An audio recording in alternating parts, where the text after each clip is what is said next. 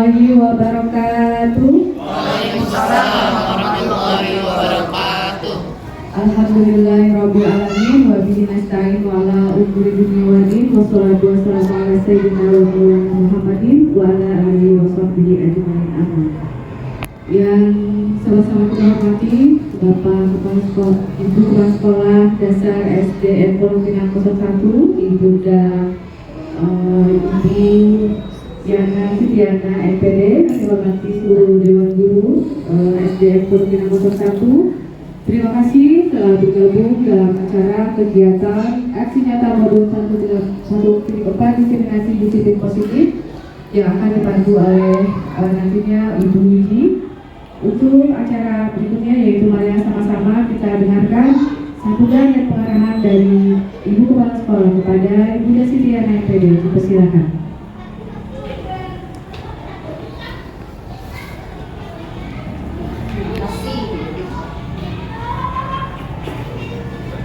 Ya, bismillahirrahmanirrahim. Assalamualaikum warahmatullahi wabarakatuh. Waalaikumsalam warahmatullahi wabarakatuh. Selamat pagi menjelang siang, selamat pagi kita semuanya.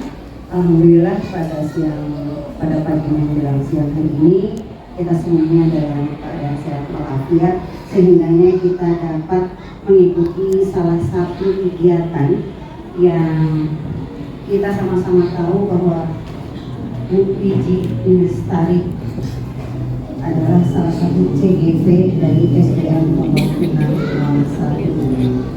Saat ini salah satu tugas beliau adalah memberikan menjelaskan kepada kita semuanya tema karena saya akan sampaikan beliau adalah diskriminasi kegiatan positif untuk kita ketika kita menghadapi anak-anak kita dalam kelas.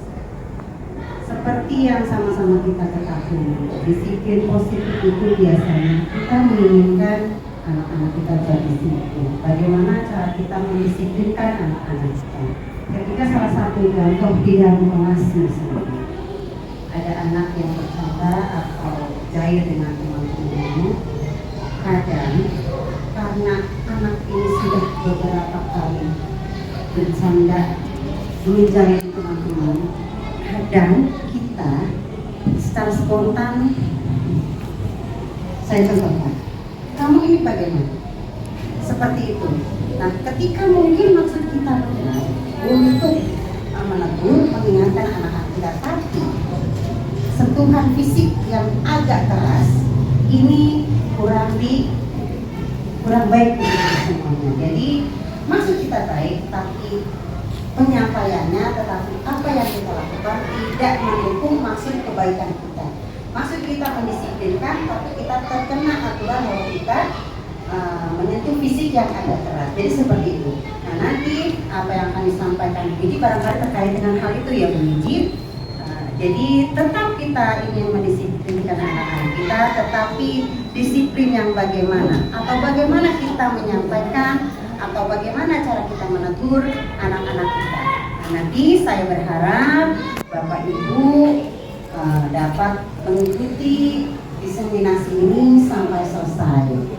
Jika ada pertanyaan-pertanyaan, kita mungkin nanti sharing saja gitu Bu Wiji ya. Jadi silahkan tanyakan. Mungkin barangkali belum dapat jawaban dari Bu Wiji, tapi mungkin nanti akan dapat jawaban dari teman yang lain. Nah, seperti itu. Jadi sekali lagi saya harapkan kita semuanya dapat mengikuti diseminasi ini sampai selesai. Dan untuk selanjutnya saya berharap kepada Bapak Ibu, seperti yang sudah beberapa kali saya sampaikan, jika nanti ada kesempatan untuk mengikuti program guru penggerak ini, susul teman kita Bu Wiji. Alhamdulillah Bu Wiji ini kan saat ini adalah di angkatan ke-11 ya Bu Wiji ya. Jadi di angkatan berikutnya mudah-mudahan masih ada, mudah-mudahan peluang teman-teman kita untuk mengikuti kegiatan guru penggerak ini juga bisa diikuti oleh beberapa teman. Kalau memang masih ada target saya untuk Pondok Pinang 01 paling tidak 3 orang minimal, 5 orang apalagi lebih baik lagi. Jadi sekali lagi saya sampaikan, mari kita dukung apa yang akan dilaksanakan oleh teman kita sebagai salah satu kegiatan yang harus diselesaikan, karena Karena ini tidak hanya didestinasikan kepada kita saja, tetapi nanti ilmunya ini mungkin akan dimasukkan ke PNM gitu ya. Jadi mari kita ikuti, mari kita sharing, mudah-mudahan ilmu yang didapatkan hari ini untuk lebih baik kita ke depannya, bagaimana kita menghadapi anak-anak kita. Semuanya demi kemajuan anak-anak kita. Sukses sekali lagi untuk Gigi, kurang lebihnya mohon maaf. Billahi taufiq wal hidayah. Assalamualaikum warahmatullahi wabarakatuh. Waalaikumsalam warahmatullahi wabarakatuh. Terima kasih kepada Ibu Sudiana MPD yang telah menyampaikan pengarahannya untuk kita semua. Juga saatnya kita mendengarkan keilmuan, semoga apa yang disampaikan nanti ke Ibu Rudy Lestari sebagai CDP Angkatan 11 SDN Pondok Pinang 01 akan menyampaikan keilmuannya tentang diskriminasi disiplin positif. Mari sama-sama Ibu kita sharing, mendengarkan dari apa yang akan disampaikan materi pembelajaran keilmuannya oleh Ibu Rudy. Kepada Ibu dipersilakan. Baik, terima kasih Bu Yuli. Mohon izin Ibu. Oke, baik. Assalamualaikum warahmatullahi wabarakatuh. Oke, baik. Mungkin sebelum saya memulai presentasi saya tentang aksi nyata modul 1.4 diskriminasi disiplin positif, nanti yang akan diterapkan biasanya di sekolah sharing aja, dan kita bisa bertukar pikiran apa yang terjadi di dalam kelas. Kita bisa sharing, oh kejadian di sini ada di tempat saya, cara penanganannya seperti ini, oh seperti ini, seperti itu. Kurang lebihnya mungkin kita speaking dulu ya Bapak Ibu. Mungkin kita berdiri dulu, boleh? Oke, kalau saya bilang gajah itu besar, berarti kalau besar nggak besar gini, besar gitu. Kalau semut kecil, tapi sambil ada gerakannya Bapak Ibu ya, kecil. Kalau ular panjang gitu. Kalau cacing pendek. Iya. Jadi coba ya, jadi ikutin instruksi saya mau coba dulu nih. Gajah besar, semut kecil, cacing pendek, ular panjang. Coba saya agak cepat. Cacing pendek, ular panjang, gajah besar, semut kecil. Nah, udah pinter ya. Sekarang buat sinkron antara otak dengan gerakan, saya rubah nih. Gajah yang tadinya besar berarti tangannya jadi kecil gitu, dengan gerakannya kecil. Kalau saya bilang semut jadi besar. Jadi besar, tapi bisa gini, gajah besar tapi ini gerakannya kecil, Kebalikan gitu, sambil diucapkan dan sambil digerakkan gitu ya. Iya betul Ibu, jadinya ucapan sama gerakan beda. Kalau cacing berarti kan pendek kan? Berarti harus panjang. Pendek bilangnya panjang. Iya. Oke, siap ya? Kita konsentrasi dimulai. Oke. Cacing besar. Cacing kita bilang pendek tapi dia panjang. Bilangnya pendek tapi gerakannya panjang. Kalau gajah besarnya sambil besar.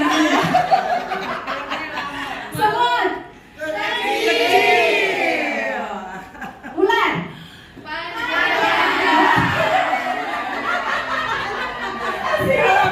Bu Iji ada yang salah. Oke, pelan-pelan dulu ya, nanti biar cepat. Oke, ular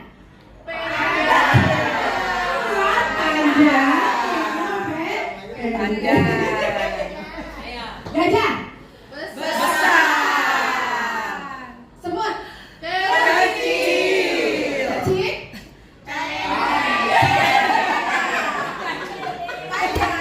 kecil. Ular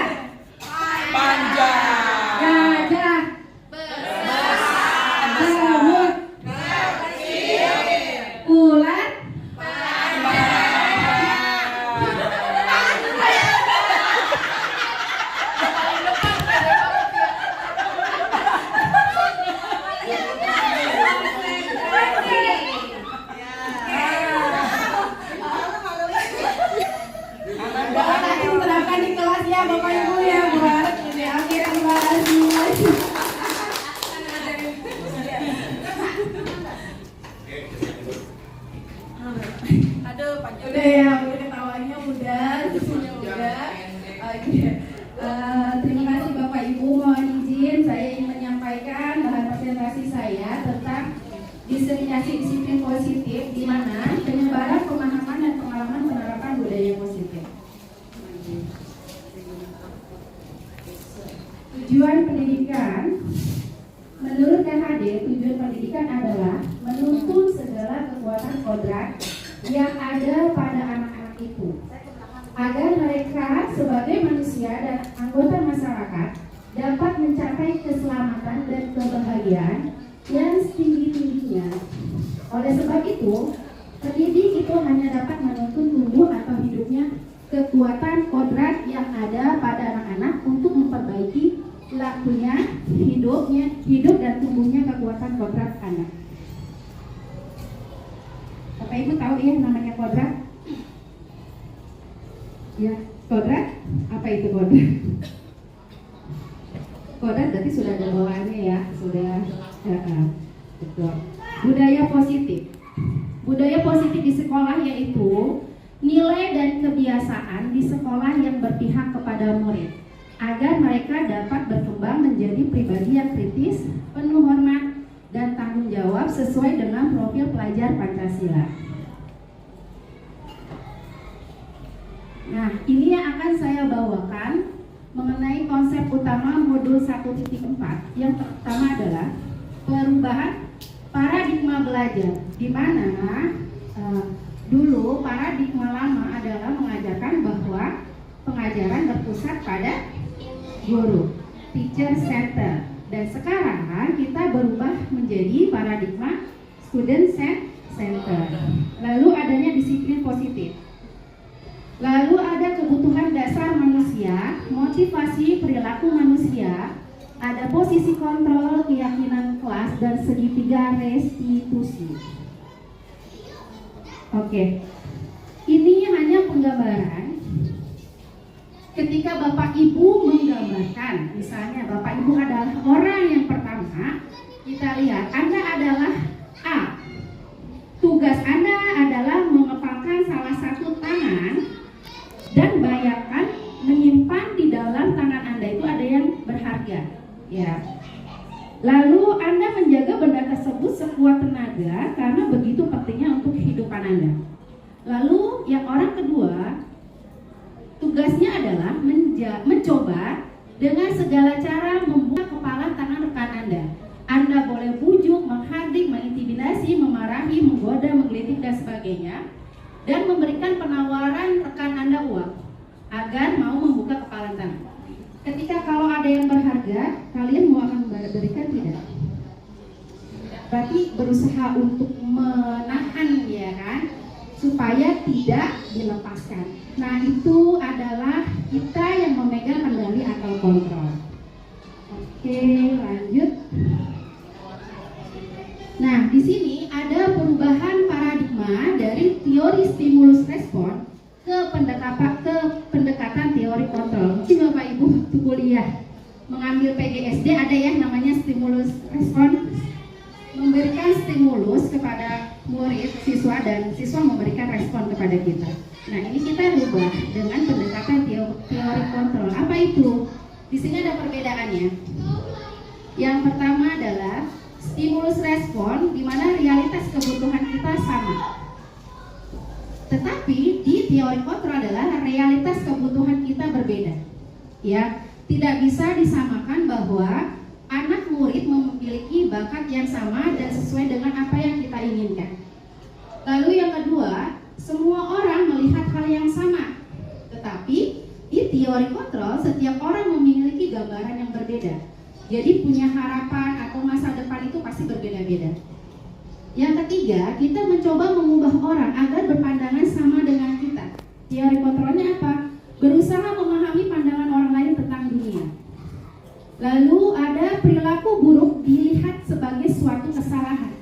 Biasanya memang seperti itu, ya, masih ditemukan seperti itu. Tadinya pun saya seperti itu, gitu. Jadi kalau ada yang berperilaku buruk itu adalah suatu kesalahan, gitu. Lalu ada teori kontrolnya adalah semua perilaku memiliki tujuan. Setelah itu orang lain bisa mengontrol saya, sedangkan di teori kontrol adalah hanya saya yang bisa mengontrol diri saya. Lalu saya bisa mengontrol orang lain. Di teori kontrolnya adalah tidak bisa mengontrol orang lain. Pemaksaan ada pada bujukan gagal dan kolaborasi konsensus menciptakan pilihan-pilihan baru pada teori kontrolnya. Lalu model berpikir menang atau kalah. Sedangkan teori kontrolnya adalah model berpikir menang-menang atau win-win solution. Nah, di sini ada pembelajaran dengan paradigma baru. Pembelajaran dengan paradigma baru dirancang berdasarkan prinsip pembelajaran yang terdiferensiasi. Mungkin Bapak Ibu tahu metode apa pembelajaran diferensiasi? Apa Bapak Ibu? Hah? Lupa. Pernah baca? Oh, pernah baca. Iya. Teori pembelajaran terdiferensiasi biasanya pembelajaran yang dilakukan berdasarkan kebutuhan siswa sesuai dengan kebutuhannya, sesuai dengan gaya belajarnya. Seperti itu untuk mewujudkan profil pelajar Pancasila. Jadi apa yang dibutuhkan oleh siswa, nah itu kita gunakan dengan apa yang mereka inginkan.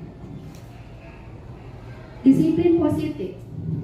Dalam budaya kita, makna dari kata disiplin adalah sesuatu yang dilakukan seseorang oleh orang lain untuk mendapatkan kepatuhan. Namanya disiplin harus patuh ya. Lalu cenderung menghubungkan kata disiplin dengan ketidaknyamanan. Lalu ada disiplin positif merupakan salah satu penerapan disiplin yang bertujuan untuk menumbuhkan kesadaran serta memberdayakan anak untuk melakukan sesuatu tanpa sogokan, ancaman maupun hukuman. Lalu yang ketiga adalah sebagai pendidik, tujuan kita adalah menciptakan anak-anak yang memiliki disiplin diri sehingga mereka bisa berperilaku mengacu kepada nilai-nilai kebajikan universal, memiliki motivasi intrinsik bukan ekstrinsik. Intrinsik berarti dari dalam, ekstrinsik berarti dari luar. Oke, lanjut. Mengapa muncul istilah disiplin positif? Tadi disiplin adalah patuh. Tapi seharusnya terbentuk karena motivasi intrinsik dari dalam diri seseorang yang telah terinternalisasi pada nilai-nilai kebajikan. Nah, sebagai pendidik, tujuan kita adalah menciptakan peserta didik yang memiliki disiplin sehingga berperilaku mereka mengacu pada nilai-nilai kebajikan universal dan motivasi intrinsik dalam perubahan perilaku ke arah yang lebih baik. Dalam artian adalah ketika mereka mendisiplinkan positif itu tanpa adanya paksaan, tetapi karena adanya kesadaran mereka untuk merubah berdisiplin ke arah yang lebih baik. Nah, ini adalah nilai-nilai universal di mana merupakan nilai-nilai kebajikan yang telah disepakati bersama lepas dari suku, bangsa, agama, bahasa maupun latar belakangnya dan merupakan fondasi dalam berperilaku. Beberapa institusi organisasi pendidikan telah memiliki nilai-nilai kebajikan yang diyakini dan disepakati bersama. Salah satunya adalah nilai-nilai kebajikan yang ingin dicapai oleh setiap anak Indonesia yang kita kenal sebagai profil pelajar Pancasila. Nah, ini adalah kebutuhan dasar manusia. Kebutuhan dasar manusia, segala sesuatu yang kita lakukan untuk mendapatkan apa yang kita inginkan. Seluruh tindakan yang kita lakukan memiliki tujuan tertentu dan semua usaha terbaik yang kita lakukan adalah dalam rangka agar kebutuhan dasar kita terpenuhi dengan baik. Nah, ini adalah kebutuhan hidup manusia. Yang pertama adalah bertahan hidup, yang kedua adalah kasih sayang dan rasa diterima, yang ketiga adalah penguasaan, yang keempat kebebasan, dan lima kesenangan. Saya akan gambarkan. Nah, di sini ada kebutuhan dasar menurut Dr. William Glasser dalam Choice Theory. Yang pertama adalah bertahan hidup, yaitu fisiologis, kesehatan, tentang sandang, pangan, papan, dan biologis. Belajar kondisi lapar. Lalu yang kedua adalah kasih sayang dan rasa diterima. Perasaan diterima, memberi atau memberi kasih sayang, keinginan keterhubungan, ingin disayang guru dan teman. Nah itu ya. Lalu penguasaan, kebutuhan mencapai sesuatu keinginan dianggap berharga, misalnya menjadi pemimpin. Kebebasan, kebutuhan untuk bebas memiliki pilihan mencoba hal baru. Bosan dengan bekal makanan yang sama, jadi ya kebebasan, mereka bebas untuk memilih apa yang mereka inginkan. Lalu ada namanya kesenangan, kebutuhan mencari kesenangan bermain dan tertawa. Misalnya gemes, suka iseng, senang melihat ekspresi teman. Kadang ada anak murid kita kalau ada temannya dicailin dia merasa apa namanya sengsara gitu, malah seneng ya. Biasanya anak-anak malah ketawa seperti itu ya. Mereka adalah kebutuhan dasarnya adalah kesenangan. Nah di sini ada motivasi. Motivasi yaitu upaya mendorong seseorang untuk melakukan sesuatu. Biasanya menjadi aktif pada saat-saat tertentu, terutama bila ada kebutuhan mendesak dan dirasakan yang perlu dipenuhi.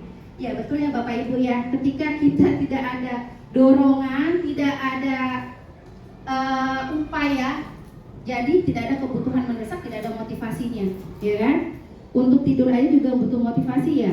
Jadi harus tidur, kalau nggak tidur ya begadang jadi gitu ya. Jadi harus ada dorongan baru kita termotivasi. Kalau tidak ada dorongan, kita tidak bisa termotivasi. Lanjut, ini ada 3 motivasi perilaku manusia. Yang pertama adalah menghindari ketidaknyamanan atau hukuman.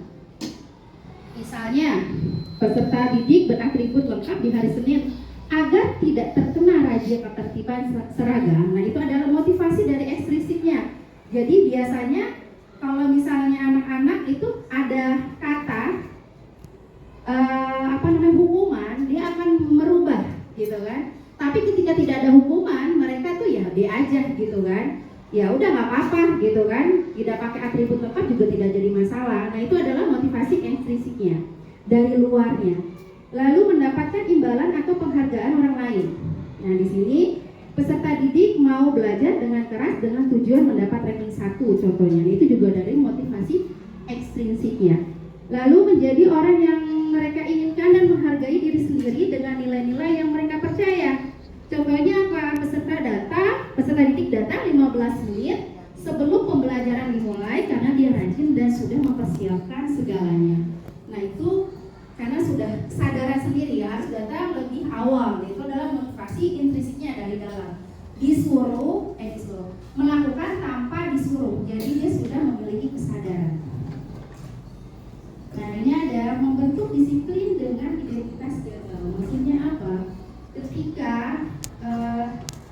adanya pembentukan disiplin dengan hukuman, perasaan mereka mungkin ada yang merasa tersakiti, tidak nyaman dan terpaksa.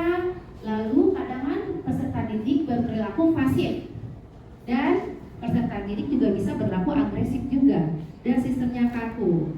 Lalu apabila kita menerapkan disiplin untuk penghargaan, kenapa merusak hubungan?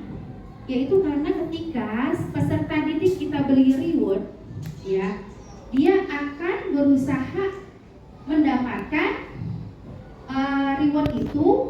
Jadi yang merusak hubungan adalah ketika berarti ada yang iri temannya, gitu kan? Nah itu, jadi seperti itu kita juga melakukan seperti itu ya. Saya juga kadang-kadang, tetapi tergantung dari situasi kondisinya. Saya juga menerapkan seperti ini, bukan berarti anak-anak tidak mendapatkan reward, tapi kalau misalnya bentuknya wujudnya real atau apa, kadang kan ada anak yang sebelahnya tidak mendapatkan reward, itu kadang anak jadinya timbulnya iri, maksudnya seperti itu. Jadi merusak hubungan dengan mereka, teman. Kasarnya kamu kan dapat ini dari bu guru misalnya, males lah, nggak usah ini, caper lah atau apa, kan biasanya seperti itu anak-anak ya. Lalu mematikan kreativitas, penghargaan, menghukum, merampas, tak menghargai dirinya. Lalu adanya disiplin yang dinamakan dengan konsekuensi, yaitu tidak nyaman dalam jangka pendek. Jadi ketika anak-anak mendapatkan konsekuensi, biasanya hanya jedanya itu tidak panjang, ya hanya jangka pendek aja. Ketika mereka tahu telat datang, mereka disetrap, tetapi setelah mungkin kalau misalnya tidak dilakukan lagi, tidak ada monitoring berkelanjutan, ya mereka akan melakukan itu lagi, seperti itu. Lalu ada kesepakatan guru dan murid. Peserta didik menghormati peraturan, kehilangan waktu untuk merenungi kesalahannya. Ya, kadang kalau kita sudah memberikan disiplin konsekuensi, kadang mereka juga banyak untuk melihat dirinya itu, jadi banyak kehilangan waktu untuk apa sih salah saya gitu kan. Nah, di sini ada disiplin dalam bentuk restitusi, yaitu peserta didik bertanggung jawab terhadap perilakunya, fokus pada pemecahan masalah jangka panjang. Peserta didik menghormati dirinya dan orang lain, dirinya memegang kontrol, lalu peserta didik memiliki motivasi yang memperbaiki kesalahannya. Berarti kalau kita terapkan yang lebih baik mengarahnya ke restitusi, seperti itu. Nah, apa ini hukuman vs konsekuensi? Di mana kalau hukuman itu adalah sesuatu yang menyakitkan, tidak diterencana, datangnya tiba-tiba dan dibuat guru. Peserta didik membenci disiplin, mendorong peserta didik menyakiti dirinya, membuat murid sakit fisik dan hati untuk jangka waktu yang lama. Kadang memberikan hukuman itu berarti kalau kadang kan kita membuat aturan di luar dari kesepakatan ya. Misalnya tuh anak apa ya, jahil atau apa, kadang-kadang kita tiba-tiba langsung kamu sana putar lapangan. Nah, itu adalah hukuman yang terjadi secara langsung gitu. Atau kamu tulis buat ini, kamu bercanda terus sana gitu kan. Nah, itu adalah bentuk hukuman. Atau dulu misalnya, dan nanti kamu ngorek WC gitu kan, bersihin WC. Nah, itu adalah bentuk hukuman secara langsung ya. Jadi terjadi tiba-tiba, tidak terencana. Nah, konsekuensi sesuatu yang harus terjadi, terencana dan sudah disepakati, dibuat guru dan peserta didik. Peserta didik menghargai disiplin, mendorong peserta didik menyelesaikan diri, membuat murid merasa tidak nyaman dalam jangka pendek. Ini biasanya kita buat seperti buat aturannya, seperti itu. Oke, coba di sini ada, nggak kelihatan, membedakan hukuman dan konsekuensi. Oke, saya akan ngasih contoh di bagian atas. Ada tindakan guru. Nah, itu termasuk hukuman atau konsekuensi. Misal, lari mengelilingi lapangan basket 2 kali karena terlambat datang selama 15 menit pada jam olahraga, berarti namanya adalah konsekuensi. Karena sudah tahu kan 15 menit kalau masuk pukul sekian, berarti sudah tahu aturannya ya kan? Karena sudah tahu, bukan secara tiba-tiba karena mereka telat gitu. Berarti itu namanya konsekuensi. Itu yang pertama. Nah, itu saya kasih contoh dulu. Lalu lari mengelilingi lapangan basket 2 kali karena terlambat hadir di sekolah. Hukuman. Karena kejadian adalah ketika kegiatan basket. Jadi kan itu tidak ada aturan ya. Karena dia telat, makanya diberikan hukuman seperti itu. Nah, misalnya nomor 3, coba Bapak Ibu memberikan coretan yang dibuatnya di meja tulis. Hukuman atau konsekuensi ya? Konsekuensi. Hah? Konsekuensi. Guys, sebentar saya. Sebentar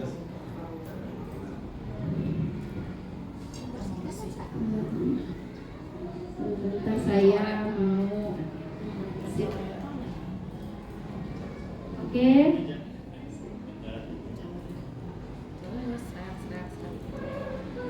Oke, membersihkan coretan yang dibuatnya di meja tulis berarti kira-kira konsekuensi atau hukuman? Bapak Ibu, konsekuensi ya. Nanti kita lihat betul atau salah. Ya. Apa yang dimaksud dengan konsekuensi dan hukuman? Konsekuensi. Oke. Terus kalau peserta didik,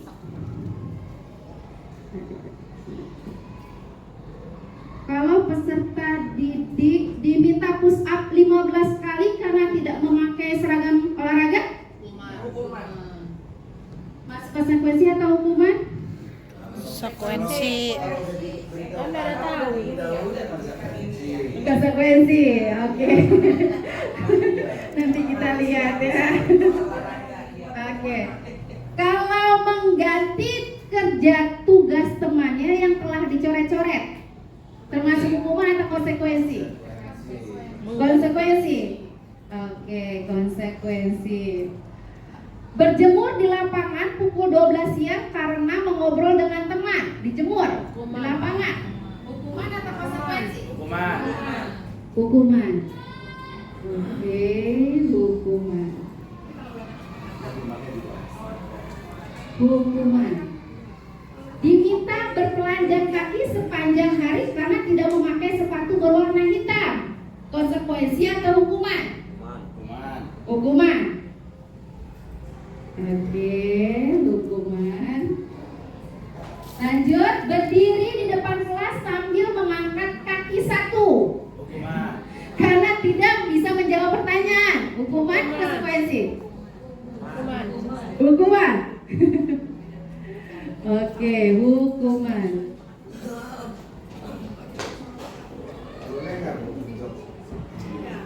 Apa? Hah? Boleh menyampaikan. Boleh. Yang pertama, ini sebagai contoh ya. Yes. Pemerintah sudah membuat sebuah peraturan dan perundangan.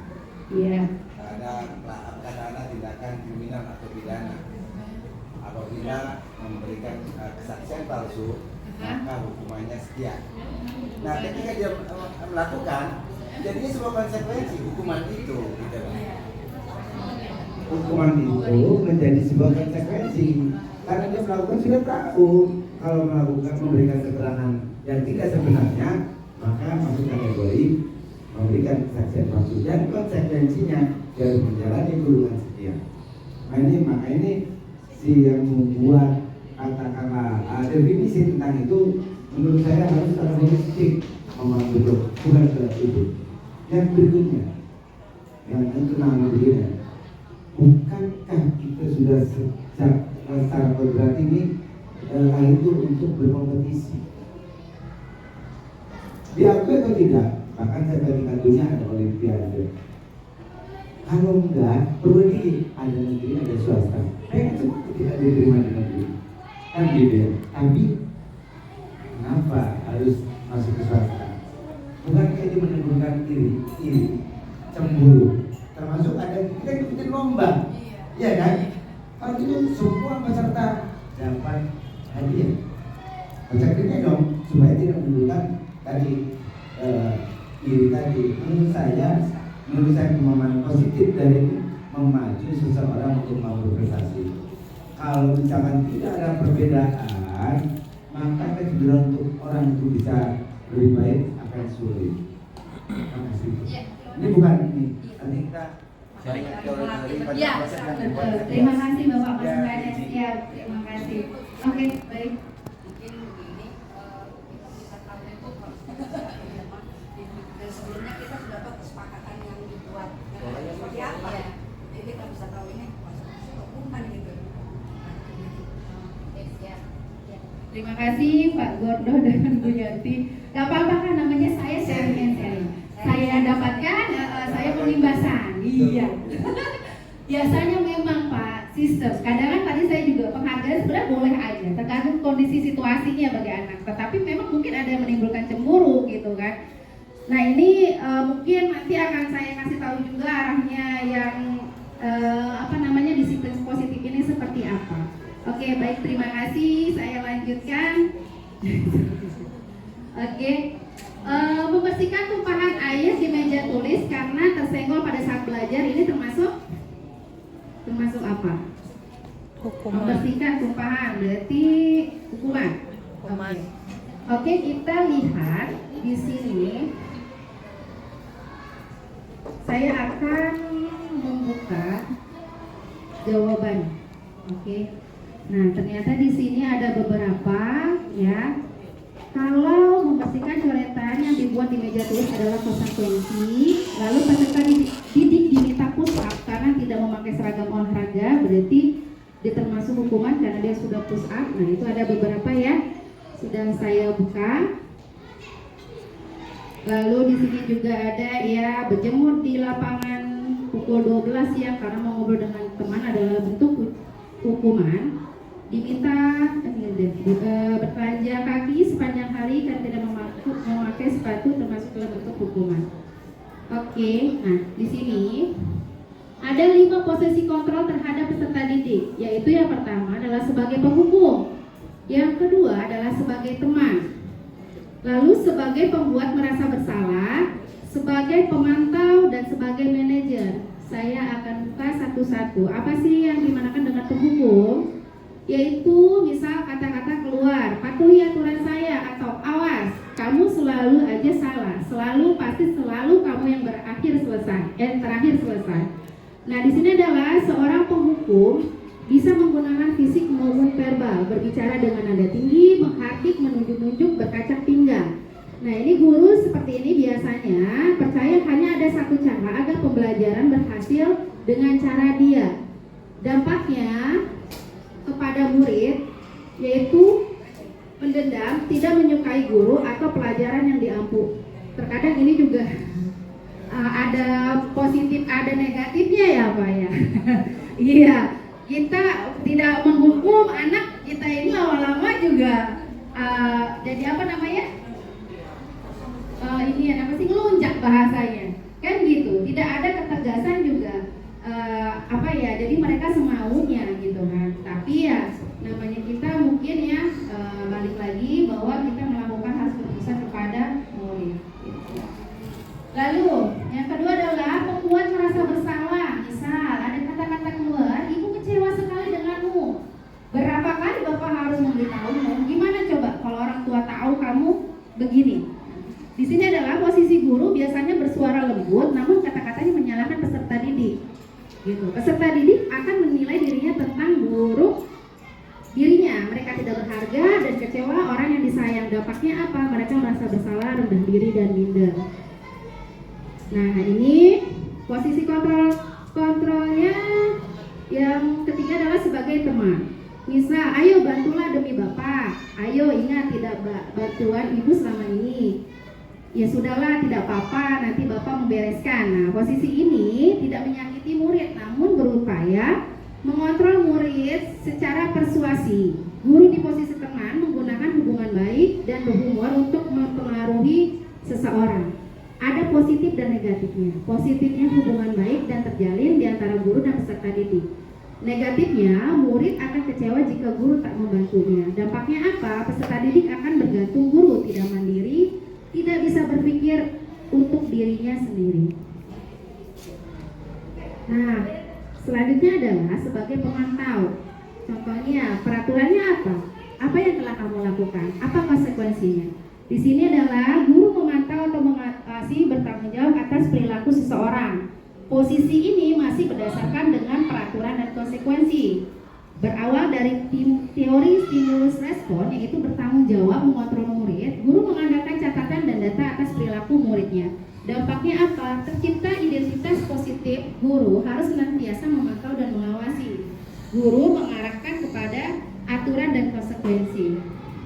Nah, ini adalah kalau di sini di model ini adalah posisi yang paling tinggi dan posisi yang betul-betul dinamakan bisa memperbaiki dampak dari murid adalah posisi kita sebagai manajer. Kalau manajer ini mungkin agak berat ya, gitu. Jarang sekali guru pada posisi ini, mungkin ada beberapa tapi tidak semuanya. Nah, ini adalah posisi guru berbuat sesuatu bersama peserta didik, mempersilahkan peserta didik untuk mempertanggungjawabkan perilakunya dan juga mendukung peserta didik agar menemukan solusi atas masalahnya. Nah, di sini adalah yang paling ideal untuk membimbing peserta didik memiliki disiplin positif yang bertujuan agar peserta didik berefleksi atas perilakunya. Dampaknya peserta didik menjadi mandiri, peserta didik lebih percaya diri dan dapat memecahkan masalah. Seperti itu. Bapak Ibu, ada yang dari posisi ini, posisinya udah sampai mana kira-kira? Teman, biasanya kita sebagai teman ya, mungkin juga ada pemantau dan manajer.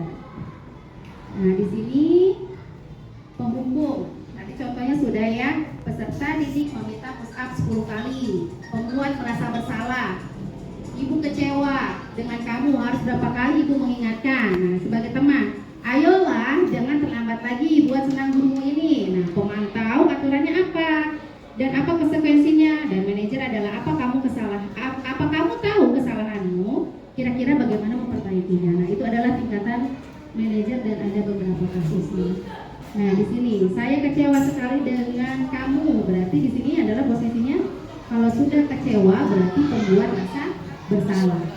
Lalu kamu tidak pernah melakukan, sudah menghukum karena sudah menjudge dengan kata tidak pernah benar. Nah, ayo lakukan demi saya. Kalau sudah ada kata ayolah lakukan demi saya, berarti kita berada di posisi sebagai teman. Ya, apakah kamu mau mendapatkan stiker bintang ini hari ini? Nah, ini adalah sebagai pemantau, melihat, ya, memantau. Bagaimana kamu bisa menyelesaikan masalah ini? Berarti ini sudah dimasuk ke dalam posisi manajer. Kamu selalu yang paling akhir. Oh, udah kalau ini ya, menjudge adalah kita sebagai posisinya sebagai penghukum, dan kamu tidak mendapat bintang jika tugasnya tidak selesai, berarti masuk ke dalam pemantau.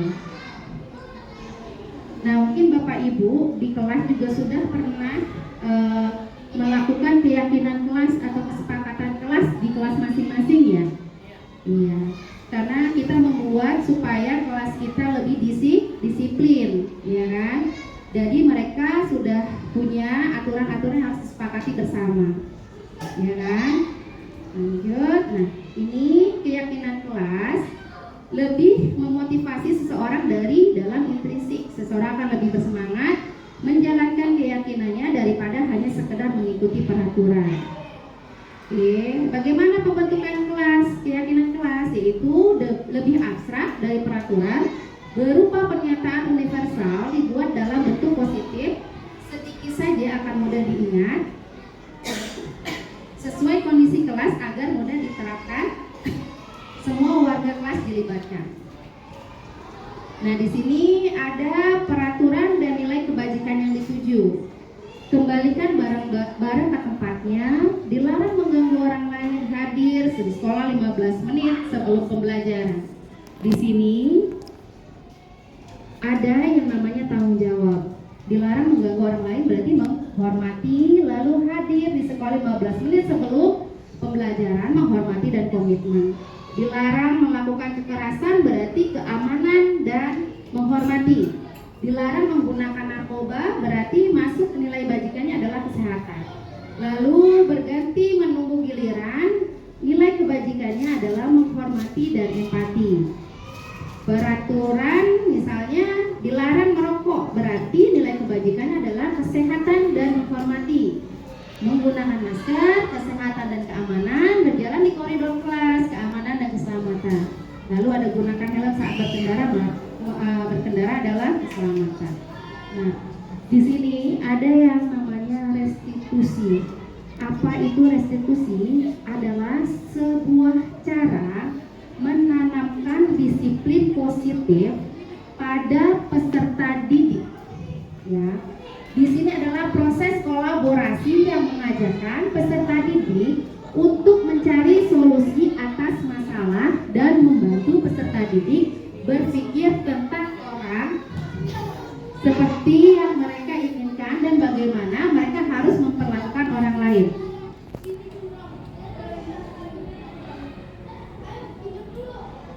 Ciri-cirinya apa? Yaitu bukan untuk menebus kesalahan, namun untuk belajar dari kesalahan, memperbaiki hubungan, tawaran bukan paksaan. Restitusi juga menuntun untuk melihat ke dalam dirinya. Restitusi mencari kebutuhan dasar yang mendasari tindakan. Restitusi diri adalah cara yang terbaik, fokus pada karakter bukan tindakan, fokus pada solusi dan mengembalikan peserta didik pada kelompoknya. Nah, ini adalah segitiga restitusi, yaitu proses menciptakan kondisi bagi peserta didik untuk memperbaiki kesalahan mereka sehingga mereka bisa kembali pada kelompok mereka dengan karakter yang lebih kuat. Mungkin kalau di luar sudah menerapkan ini kali ya, seperti kan kalau Ki Hajar Dewantara ada suatu negara yang sudah menerapkan sistem sistem KHD, sistem taman siswa. Negara yang paling terkenal dengan pendidikannya nomor 1, Finlandia. Finlandia adalah ya mereka menggunakan sistem KHD, Ki Hajar Dewantara di sana. Seperti itu. Nah, di sini ada semua perilaku memiliki atasan, validasi tindakan yang salah, menanyakan keyakinan, gitu kan. Nah, kita semua juga memiliki motivasi, ada internal dan eksternal. Di sini ada segitiga restitusi. Yang pertama adalah menstabilkan identitas, validasi tindakan yang salah, menanyakan keyakinan. Biasanya mungkin kalau kita ada kasus, mungkin Bapak Ibu bisa sharing dengan saya, atau saya saling berbagi. Saya sebenarnya juga banyak di kelas ya, ada kasus gitu kan. Mungkin Bapak Ibu di kelasnya belum sudah pernah ada kasus dengan siswa yang mempunyai kasus yang sangat susah atau berat, itu seperti apa? Ada tidak? Pak Gondo? Nggak ada. Ada. Kalau Pak Gondo seperti apa Pak ya? Mungkin saya bisa karena kadang-kadang saya juga bisa tahu. Ini saya sebut sangat menurutnya. Itu sudah saya bicarakan itu yang perlu dibuat anak-anak kelas. Ini di kampus di atau ke Iya, PMF yang kedengaran sama yang di atas. suara kan ada kasih Enggak sih, kasus itu aja bagaimana cara penanganan. Oh, bukan. Oh. Oke. Di kelas? Enggak ada. Oke, baik. Terima kasih. Ya, kadang kan banyak kasus-kasus yang di sekolah gitu kan. Misalnya contohnya aja misalnya anak tawuran, bagaimana cara kita menangani anak-anak gitu kan. Anak-anak yang terlibat dalam konteks hukuman bisa memberatkan mereka gitu. Kalau sudah melakukan tawuran kan biasanya mereka akan ikut kegiatan misalnya di luar sana sampai bawa-bawa parang atau apa ya seperti itu. Nah, itu adalah bisa menyebabkan konsekuensi yang berat. Lalu di sini menstabilkan identitas, tujuannya yaitu mengubah identitas anak dari identitas gagal karena kesalahan menjadi identitas sukses. Contohnya berbuat salah itu hal yang manusiawi. Tidak ada manusia yang sempurna. Saya pernah melakukan kesalahan itu, kita bisa menyelesaikan masalah. Bapak Ibu tidak tertarik siapa yang salah, tapi ingin mencari solusi. Kamu memang berhak merasa seperti itu. Nah, ini adalah kalimat yang di atas akan sangat sulit dan hampir tidak mungkin anak tersebut tetap membangkang seperti itu. Lalu ada validasi tindakan yang salah. Memahami kebutuhan dasar yang mendasari tindakan apa yang mereka lakukan. Ini contohnya ya, kamu punya alasan kenapa kamu melakukan ini, padahal kamu bisa melakukan yang lebih buruk dari ini. Gitu. Kamu patut bangga karena kamu melindungi sesuatu yang menurutmu berharga. Kamu boleh mempertahankan sikap itu, tapi bisa menambahkan sikap yang baru. Nah, tahap ini adalah tidak menyarankan melanggar aturan atau sikap yang baik. Tetapi guru memahami alasan yang mendasari. Jika anak yang bermasalah kita tolak, dia akan tetap menjadi bagian dari masalah. Namun, bila kita pahami alasannya dia melakukan sesuatu, maka dia akan merasa dipahami dan menjadi terbuka dan terjangkau. Menanyakan keyakinan. Contohnya, apa sih yang kita percaya sebagai kelas atau keluarga? Tindakanmu sesuai dengan apa yang kamu yakini?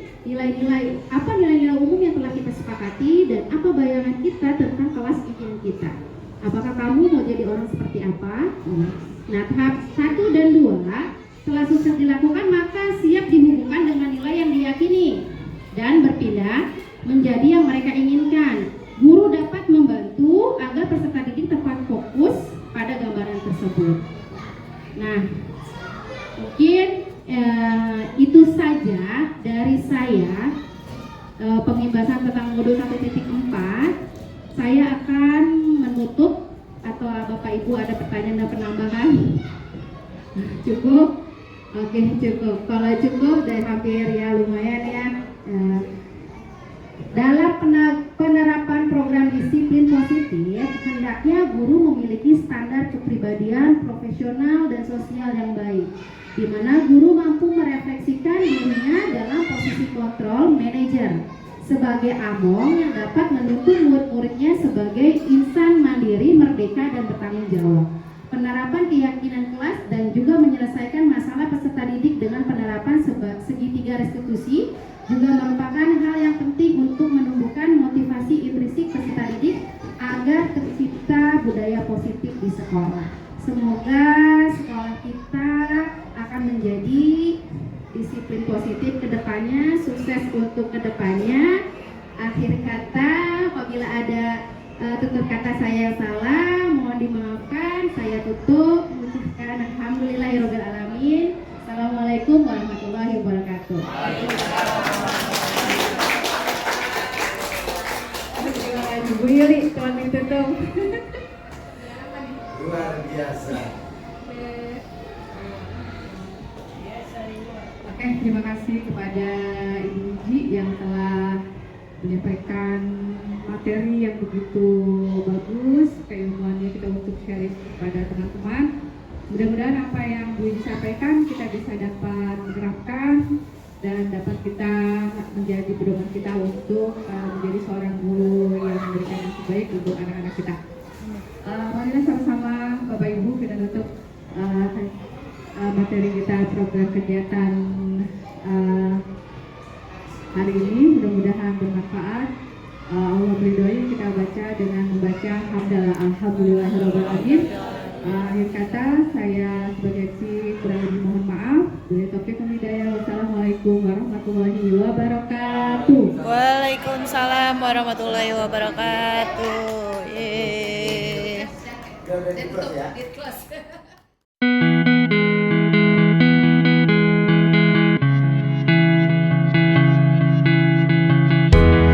Buat kesepakatan kelas, berarti harus disepakati bersama. Apa aja yang perlu dibuat dalam membuat kesepakatan, dalam membuat aturan, ya, untuk menciptakan disiplin positif. Oke, yang pertama, tata cara membuat kesepakatan dalam menyusun aturan. Yang pertama apa? Mengidentifikasi masalah bersama. Kelas kita nih sudah berjalan, ya. Apa yang menjadi masalah? Kita buat kesepakatan, membuat aturan. Apa aja? Oke, tidak boleh berbicara kotor. Berarti harus sopan, ya.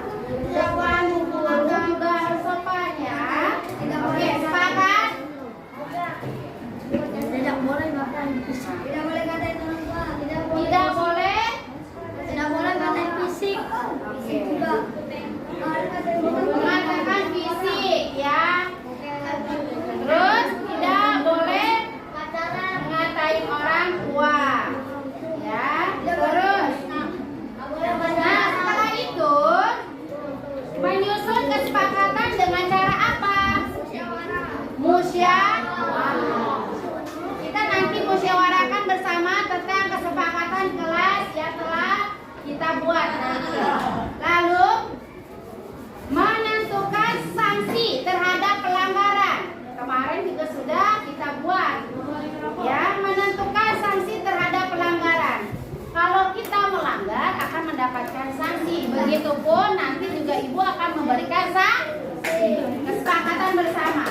Lalu menetapkan kesepakatan bersama sebagai aturan. Nanti setelah itu ibu akan buat dalam bentuk poster atau ibu dalam bentuk ya poster ibu tempel di dinding kayak gitu, ya. Oke, lihat. Mengidentifikasi masalah. Sebelum kita membuat aturan, kita menerapkan dulu nih masalah-masalah bersama yang bisa bisa membuat kelas kita tertib dan disiplin. Oke. Setelah itu menyusun kesepakatan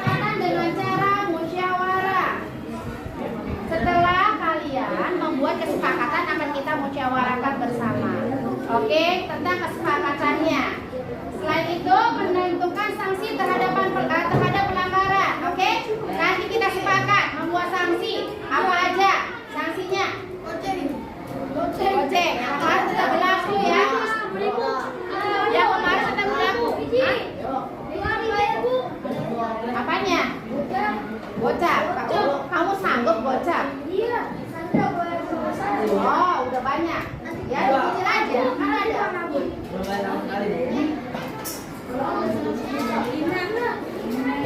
Nah, nanti akan ada sanksinya nih. Gua akan buat sanksinya, yaitu ada ringan, sedang, dan berat. Oke? Kalau sudah berat, berarti ketika kalian melanggar peraturan yang sudah kalian misalnya lakukan berkali-kali, atau kalian yang sampai melakukan tindakan yang di luar betul-betul batas dari aturan dan norma yang sudah kita sepakati. Ya, bisa aja nanti kalian akan ibu bawa ke ruang BK atau ruang kepala sekolah untuk ditindaklanjut. Ya, misalnya yang berat ngerokok, ya, minum minuman bir, alkohol, narkoba, bullying, ya. Nah, itu akan masuk ke dalam pelanggaran berat, tawuran, ya. Itu juga masuk ke dalam pelanggaran berat. Nanti orang tua kalian ibu datangin ke sekolah, ya. Akan ibu buat laporan. Oke, tadi sudah ya pelanggaran sanksinya. Ada sanksi ringan, sedang, dan berat. Oke. Nah, setelah kita buat kesepakatan bersama, kita tetapkan bersama sebagai aturan. Oke. Ada pertanyaan tidak? Ada.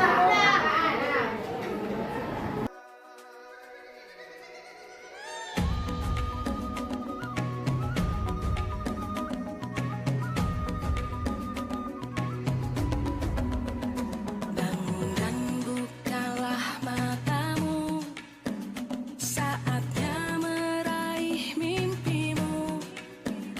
Arahkan pandangan ke depan, Tuhan kan menuntunmu. Sadarilah masa berganti, tantangan kan kita hadapi. Bergandeng tangan untuk negeri, era kita menanti berseri. Kita pelajar Pancasila, kita bernafas dalam sila-silanya. Kita pelajar Pancasila, ayo kita jaga untuk Indonesia. Bersatu dalam Kesepakatan mengumpulkan tugas tepat waktu. Tidak boleh melawan guru. Ya. 1. Tertib dalam mengikuti pelajaran. 2. Melaksanakan tugas piket dan tidak boleh melawan guru. Oke. 1. Tidak boleh melawan guru. 2. Melaksanakan piket. Laksanakan tugas piket. Tidak boleh mengambil milik orang lain atau disebut mencuri.